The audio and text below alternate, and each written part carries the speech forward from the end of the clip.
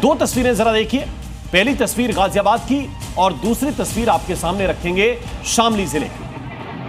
गाजियाबाद की तरह स्वामी यशवीर महाराज ने हिंदू संगठन के लोगों को लेकर कांवड़ियों के रास्ते में आने वाले होटल ढाबे पर भगवान वराह के पोस्टर बांटे हैं।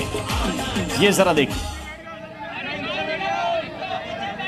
भगवान वराह विष्णु के तीसरे अवतार हैं। शूकर के रूप में प्रकट हुए थे वराह भगवान, और भगवान वराह ने पृथ्वी को बचाने का काम किया था। लेकिन तीन तस्वीरें जरा देखिए जो इस वक्त हम आपको दिखा रहे हैं। एक तरफ राजसमंद राजस्थान की तस्वीर, एक तरफ मुंबई महाराष्ट्र की तस्वीर, और मध्य प्रदेश के विदिशा की तस्वीर। ताजिया के शोर पर जहां विवाद हो गया, राजसमंद में किले में ताजिया जुलूस का विरोध हो गया, और मुंबई में ईरान फिलिस्तीन के झंडों पर रोक लगाई गई। मुहर्रम से पहले योगी फोर्स एक्शन में है।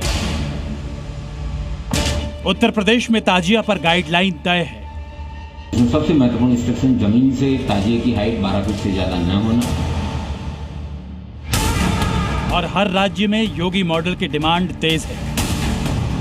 इसकी वजह है ये तस्वीर। एमपी के विदिशा में देर रात तक ताजिया जुलूस निकलता रहा, जिसमें कान फाड़ू साउंड का इस्तेमाल किया गया, जिसकी वजह से हिंदू संगठनों का गुस्सा भड़क उठा और बवाल शुरू हो गया।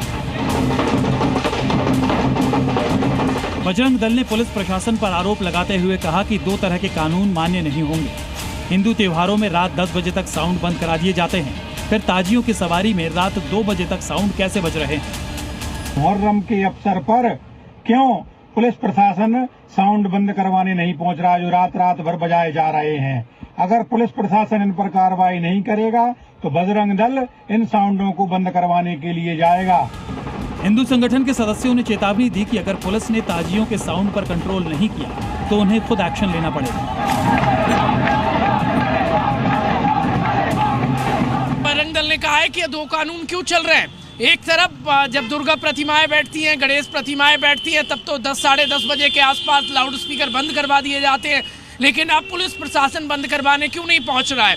रात तक 1-2 बजे तक स्पीकर बहुत तेजी से बजते हैं, और अब विश्व हिंदू परिषद ने कहा है और बजरंग दल ने कहा हम खुद जाकर बंद करवाएंगे, पुलिस प्रशासन देर करेगी तो।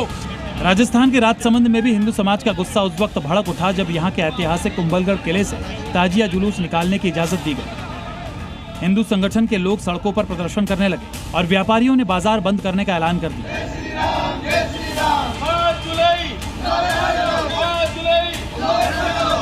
इस विरोध प्रदर्शन में सियासी रंग भी घुल गया जब बीजेपी के स्थानीय विधायक भी सड़क पर उतर गए और संरक्षित किले में नई परंपरा शुरू करने के लिए पुरातत्व विभाग पर भड़क उठे। पुरातत्व विभाग को जो यह गलती भी है कि जितनी यह चीजें आके आई है, सब चीजों पे कार्रवाई होगा।